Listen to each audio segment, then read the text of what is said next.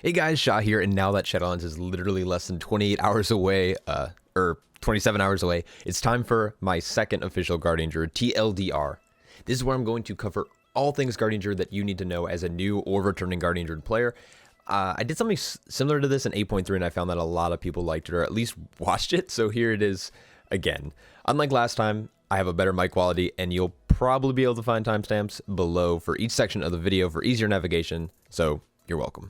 There's so much to talk about, so let's just dive right in. All right, so really quick before we jump into what you should be choosing in all the different categories, whether it's talent, secondary stats, or similar things like Covenants and Legendaries, I want to quickly talk about the changes that have happened since 8.3.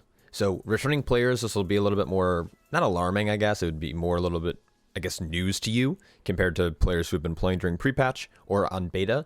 We did get Berserk back as a baseline ability. So this is going to be like a mini incarnation, and since they added Berserk back, we're actually going to see that incarnation as a talent choice got buffed. That's where incarnation is now even a stronger cooldown than it was previously during BFA. If you don't choose incarnation, you're not being completely punished for not choosing incarnation because you still have a good offensive and relatively defensive cooldown. Next, there was actually a passive that was added called Infected Wounds. This was something that Feral Druids had, but our Mang and Maul will now apply an infected wound to the target, reducing their movement speed by 50% for 12 seconds. So this is kind of a passive baseline slow that you're going to be able to apply to your targets. This is really, really good for tanks. It's not something you have to think about because more than likely, as you're tab targeting and pressing Mangle, most of the targets are going to be slowed. So this is going to allow you to kite a little bit better. So this is actually a good change for tank players. We also had Tooth and Claw added in replace of Lunar Beam. Lunar Beam was a really disgusting talent choice, disgusting in like a bad way, like no one ever took it. It was cool visually and for like role playing in Goldshire, but outside of that, it was almost useless. Tooth and Claw is going to actually cause your mauls to be empowered by your auto attacks, and the empowered mauls are actually going to do increased damage and reduce the target's damage that they're doing to you by 15%. So this is a really good talent choice. Probably more used in Raid than anything else, or PvP. In Mythic Plus, we're still going to see the same use of Run and Tear, so nothing has really changed in that row. We did lose Typhoon and Ursol's Vortex in both of our rows as a talent choice. We got Renewal back, which is really, really good, in replace of Ursol's Vortex. Ursol's Vortex was baked into the Resto Affinity now, so as you choose Resto Affinity, you're going to have access to Ursol's. And Typhoon we lost, and it was replaced with Heart of the Wild, and Typhoon was baked back into the Balance Affinity talent. Bad part is, you have to choose now between Ursol's and Typhoon. You can't have them both, so you don't have like that pseudo mass grip, and you have one less CC in your toolkit, but I think this was a good change for the most part because Renewal was a really good talent, and Heart of the Wild is going to be extremely useful in like raiding encounters. So Heart of the Wild is going to amplify your affinity choice for 45 seconds on a 5-minute cooldown, increasing either the damage or the healing of each of the affinities, and it's going to change the way the class works. So like Feral Druids, you're going to have like the increased crits will give you a second combo point, and Bounce Affinity like Star Surge is now going to be an instant cast, and Resto Affinity is like the mana cost. That is just a good change for with Heart of the Wild being implemented into the affinities. And lastly, there's a small GCD change with Berserk and Incarnation are now going to be off the GCD, so you're able to hit them and then start using them right away. So there's ways to capitalize this on by like thrashing, and then as soon as you hit Berserk, it's going to like instantly reset the cooldown of that. So kind of cool change there, but super, super minor. All right, talents is next. Now, I typically spend way too much time talking about talents. Now, it's going to really come down to what kind of content you're playing in, the current build you're using. There's a lot of other factors like Covenant choice, Soulbind choices, Conduit choices, what are going to make talents good in certain levels of content that you're doing, but I'm going to talk about the two generic builds that you're going to typically see. Now, I'm not going to go into great detail on why they're being chosen, so I'm going to just kind of blow through these really quickly. In the first area, you're typically going to see Blood Frenzy taken. This is because of increased rage generation. In the 25 talent row, normally Renewal or Wild Charge are going to be taken. Wild Charge has a lot of flexibility in how it can be used in a lot of different circumstances and situations, but Renewal, on the other hand, is just a good healing ability that you're going to get. Your Affinity row is probably the biggest choice you're going to have to make as a Druid. The Resto Affinity is going to increase your overall healing, where Feral Affinity and Balance Affinity are going to increase the amount of damage that you're able to do. Now, Feral and Balance Affinity are probably only really good in Raid or maybe PvP, where Resto Affinity is going to be really, really strong in Mythic Plus. The reason for this is that Resto Affinity is going to have a good passive healing through Ysera's Gift, And that passive healing is going to be the most beneficial because you're not going to be able to leave bear form that often, especially just the DPS. But in raid, on the other hand, you have another tank, or you have 2 other tanks, so you're able to do a little bit of feral weaving, or I guess with Bounce Affinity, like owl weaving. We'll call it that, sure. But the choice is really what that's going to come down to the content that you're playing. We got Heart of the Wild back, like I mentioned. This is going to boost your affinities. So this is going to be a good choice for raid, not so much for Mythic Plus because you're not really going to be able to choose, or you're not really going to be able to capitalize on the buff because you're not going to be able to spend 45 seconds in feral affinity, like doing damage. You're going to need to tank the mobs. So Heart of the Wild is probably going to be a better choice in raid, where Mighty Bash and Mass Entangler are probably a better choice in Mythic Plus because you're able to either stun or root targets as needed. In your 40 talent row, I'm going to just say Soul of the Forest because I hate this talent so much. It's not good. Get out of here, Soul of the Forest. Galactic Guardian and Incarnation are going to be your 2 choices. They're both equally strong in both single target and Mythic Plus encounters. I would always recommend Incarnation for Mythic Plus or any AoE fights, where Galactic Guardian is typically a little bit better in single target because filling empty globals that Guardian Druids have in their rotation with an empowered Moonfire allows you to have better single target damage. But in a setting where you're doing a lot of damage to a lot of mobs, your Moonfires are proccing like crazy, so therefore you're going to get more procs from Galactic Guardian in AoE. So it's really a playstyle preference. Again, I prefer Incarnation. It just adds that additional layer of security when it comes to defensive value, where Galactic Guardian doesn't really, outside of like a little bit extra rage gen. But Galactic Guardians are really good for offensive builds, and there's going to be some cool builds that you can do with like Legendaries and Conduits and Soulbinds with Galactic Guardian. So I'm pretty excited for both of these talents. Really, again, personal preference. The last 2 rows, it's kind of hard to argue anything outside of what's kind of meta. Earth Warden just scales indefinitely. I've talked about this in previous videos. I'm going to talk about it in future videos, but Earth Warden scales as the content gets higher because 30% damage reduction, I guess, or auto attack reduction. If the auto attack's hitting for 10 or for 500, it's always going to reduce 30% of that. So therefore, doing harder content, Earth Warden's going to pull ahead of the other builds or the other talent choices. Not to say that Survival of the Fittest and Guardian of Elune aren't going to be good in other circumstances, but Earth Warden is always a safe bet, and it's passive. So as long as you're doing your rotation, you're going to get a really good use out of Earth Warden. Lastly, we have Rend and Tear being the primary choice in the 50 talent row. This is just, again, a good passive flat damage reduction. It does take a little bit of time to ramp, which is the downside of it. In single target situations, Pulverize and Tooth and Claw are going to be great, but Rend and Tear, as long as there's 2 or more targets, or as soon as there's 2 or more targets, Rend and Tear is going to be the best choice. But in patchwork fights, especially for raid, Tooth and Claw, Pulverize, both good options. Depends on how you like to play around it. I think Tooth and Claw is a lot stronger than Pulverize, but people are still advocating for Pulverize, and I can't really argue against the logic in taking it. So with that being said, that is the talent tree. So let's move on to, oh god, Covenants. I lied, we're going to talk about stats. All right, so secondary stats has been a question a few people have been asking me lately, and I hope this helps cover it. This will change over time, or as the meta is kind of determined, or when seasons pass. So moving into like 9.1 or 9.2, this might change a little bit. But the most important stat for a Guardian Druid to get is going to be haste. Now, haste isn't the best stat, but there is a certain percentage you want to get to. This percentage will typically be between 12 and 14%. This will typically be for anyone who's looking to do dungeons or kind of AoE content. Normally, raid Guardian Druids are going to want to set a little bit higher than this, around the 16% mark. So when you're going into your first raid, or when you're starting to try to gear out your stats, you're going to want to hit those benchmarks and then start building into other stats. Because if you have any lower than like 12% haste, the class is going to feel slow and clunky, and those are kind of those sweet spots that you want to hit for the GCD and some of your cooldowns. So Thrash and Frenzied Regen are based off of haste, so you're able to cast those a little bit faster if you have a higher haste value, so that's why you want to hit those sweet spots. Long story short, get the benchmark and then sack into other stats. Next, you're probably going to just want to go into versatility. Mastery isn't as strong, like Verse just scales better per point.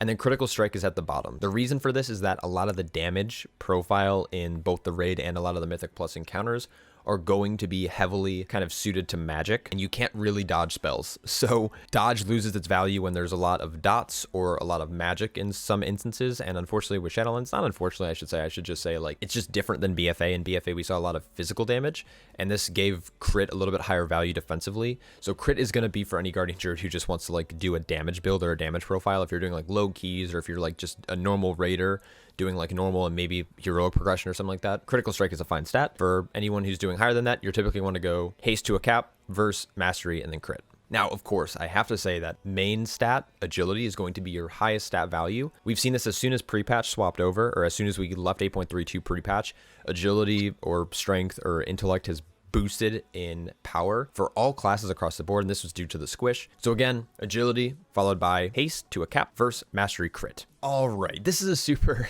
interesting topic to talk about. And when I say interesting, I definitely mean like walking on the world's thinnest ice. I've talked about my personal covenant choice, and this will come down to preference and the content you like to do.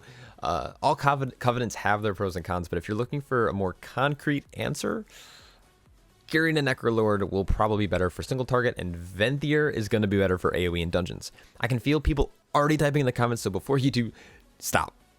Leave those comments for the Demon Hunters. Guardian Druid is just in an interesting spot right now because honestly, all the choices will perform relatively equally, with some doing better in single target versus AoE, and then some doing better in Raid versus Mythic Plus. Instead of taking 30 minutes here to break down everything, I'm going to do it after the video is published, so it seems like this is the best time to say subscribe if you want to hear a detailed breakdown to help figure out exactly what covenant you want to choose, you poor sheep. Moving on.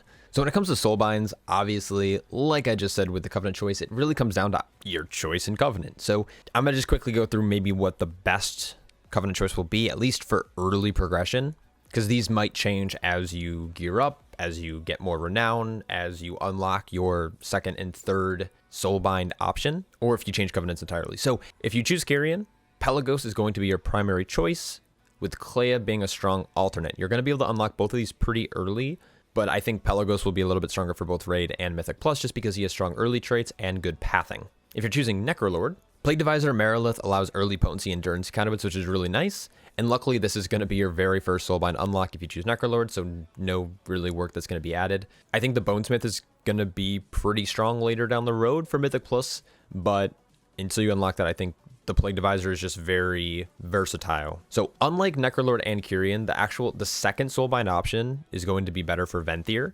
So this is going to be Theotard the Mad Duke. He'll be your best choice probably because of the pathing, as well as the strong early perk for defensive value. That's an insane amount of mastery from the Shade. So choosing him is probably going to be your best bet if you choose Venthyr. Lastly, we have Night Fae, and I think similar to Venthyr, the second option is going to be the strongest for early progression. Dreamweaver for the Night Fae offers a like pseudo cheat death and a strong versatility buff early on. And on top of this, it has good pathing. So even if you choose kind of a lesser preferred covenant option because of Convoke the Spirits, for Guardian at least, you're going to get better traits out of your tree. So there's like a yin and yang aspect to the covenant choice and the Soulbind trees. Again, this choice really comes down to you. I want to drive that home, that your covenant choice shouldn't be based off of like logs and choices and stuff like that. Obviously, if you're reading at a top end, you need to do that kind of research. But like I said, Guardian Druids are in a weird spot, which I'm not complaining because it's a good spot to be in, is where all the covenant choices feel like they are going to be impactful enough to change the playstyle, but none of them are like insanely above every other choice. Kind of choose what you like, the aesthetic, and what you're looking to do in the game. On the contrary, unlike your covenant choice, your conduits are probably going to be a little bit more concrete. As what I mean by this is that no matter if you're a Necrolord or a Kyrian or a Venthyr, you're probably going to aim for the similar conduits that every other Guardian Druid is going to be looking for. So your best early potency conduit is going to be Unchecked Aggression. This just gives you really good haste during your Berserk and Incarnation windows. And it's going to be your preferred potency conduit in most circumstances. It's just a good amount of haste. It's going to reduce the cooldown on your Thrash, your Frenzied Regen. It's going to give you just increased rage gen overall. It's going to help with your damage. It's going to help defensively. Just a strong stat. This is going to come from Theater of Pain dungeons. So when you hit max level and you're able to get conduits, do Theater of Pain. Go and get your conduit. Go and do a Theater of Pain, get a group of friends, go pug, whatever you need to do to get that conduit. Your best... Or I shouldn't say best, it's going to be one of your better options for endurance conduits. It's going to be Tough as Bark, which is just a cooldown reduction on Bark Skin. It's by 10%. It's going to obviously scale up as you rank it up. So it's going to just be a 10% DR at the start. This is going to come from Lady Anerva Darkvein. She comes from the Raid. So you're not going to be able to probably start your Raid prog with this, but you're probably going to be able to unlock it during Heroic Week as long as your guild is going to clear a lot of the Raid. I think she's the 6th boss of the instance. So you have to progress a little over half the raid to get this conduit, but it's going to be worthwhile. Now, in the meantime, and I also think this is a pretty good conduit, Layered Mane from Halls of Atonement, which is another dungeon that you can run. So you can get this as soon as you're able to do dungeons. You can get Layered Mane, and this is just going to act similar to how the Azerite trait in BFA worked, which is just going to have your Layered Mane have a chance to apply an additional stack instead of just applying one stack, which is, it's a little RNG, but having the additional stack helps you stack up your stacks quicker, giving you just more damage reduction on physical attacks. So Layered Mane and Tough as Bark from Halls of Atonement and Lady Anerva Darkvein from the Raid. Like I mentioned, I'm going to be talking about all of these in a future video, really breaking down every single conduit, when they're going to be useful, what tree you're going to want to maybe use them in. But for now, these are the 3 you should probably aim for at the start, and going to be really strong defensive value and offensive value going into the content that you're looking at doing. So I've talked about legendary powers already, and I've done a tier list on them. So if you missed that video, I'm going to have a link up in the corner that you can click on to go check that out. But essentially what you want to do as a Guardian Druid is you're going to want to make sure you're getting your Ursoc's Fury remembered first. This is a legendary that's going to give your Thrash a healing or absorb component to it. Every time you thrash, it's going to give you an absorb based on the damage it does. After that, you're going to want to get the Natural Order's Will. Now, this is just a good damage reduction cooldown. It's going to be good for progression fights. It's going to be good for Mythic Plus. If you're kind of pushing a little bit higher, you don't necessarily need the damage, but you need to survive. This is going to be a good legendary. So again, I'm not going to break down every single legendary here. Those are the 2 you're going to want to aim for first, but go check out that video and then you can make your own decision based on the content that you're doing, what legendary you want to do. Now, something to keep in mind. Most Guardian Druids probably play an off-spec, whether it's DPS or healing. Maybe try to pick a legendary that's going to cater to both of those. So these are very specific Guardian Druid legendaries. So if you're playing an off-spec consistently, maybe you want to choose something else. But if you're a Guardian Druid strictly, these are going to be the ones you're going to want to focus on for progression, rating, or Mythic Plus.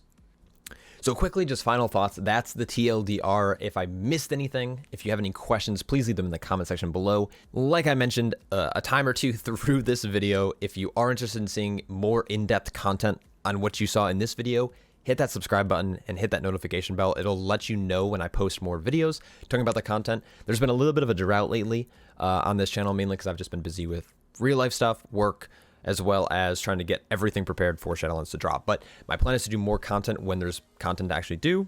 WoW has been in pre-patch for like a month and a half now, and it's been kind of a lull. So look forward to more of that going forward. So if you're looking for more like in-depth information on a lot of this stuff, you can always check out WoWhead. I'll leave some links in the description below for some of the different categories, or at least the Guardian Druid page.